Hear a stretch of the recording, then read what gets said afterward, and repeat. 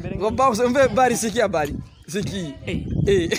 Mase. Bena enda na ma bodyguard bro. Ma bodyguard. Nk'ivyo uri kwabivuga bari ngaha mwacha muswana.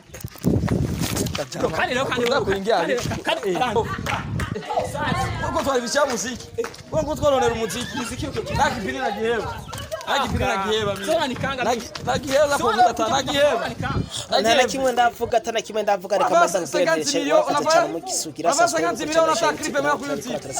bikora ni manoti promoter maître de cérémonie manotite promotato metrato ceremonate de kumwena master venkos muri studio inyuma rero yiyo ntambara ko muyibona baterana amajido burya Landry yarizi karate nyuma yiyo ntambara nkuko muyibona rero ni Fabelove atihanganye yahisaza yandika kuri statut agira ati uwo ni nk'umukoshi wihenze ikibanza cawo kuba hagezaho n'abana bacu bakwitwa nimukoma igwaye urubandu ndasubira ko kantu ko se nakanditse ni Fabelove vacation mbo yavuze ati kuba bigezaho n'abana bacu bakubitwa nimukoma igwaye urubandu ngo ni biganiro ibahaye Bere Chris kuki wagiye hariya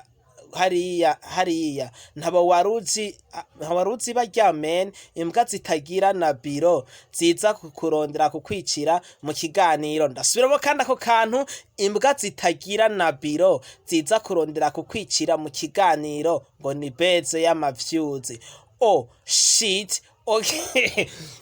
Boneka neza ni Fabelove yacavuga ati Landry promoter no yasize ngo ni mu mbwa zitagira amabiro. Bere Chris nawe ntiyatevye yahise agaruka avuga ati Landry promoter atansavye ikigongwe bizoba birefu kuko nta ruhusha umfise ko ngo go kunkubita ataco nzira notebye uzosaba ikigongwe kishan gang yose je wari kurumva uranyita manoti promoter maître de cérémonie ni manotito promotato maître de cérémonie serejenye nari kumwena master venkosini ba manoti tv mugira manota na manoti